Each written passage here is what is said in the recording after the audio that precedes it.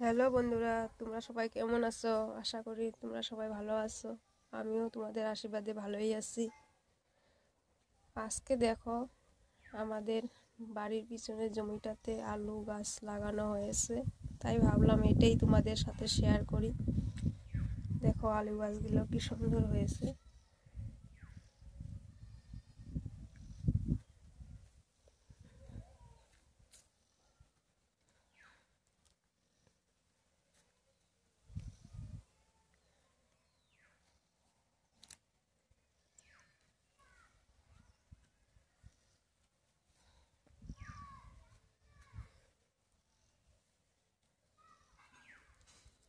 মাঝে মাঝে সর্ষে ফুল গাছ আছে, সর্ষে ফুল ধরেছে।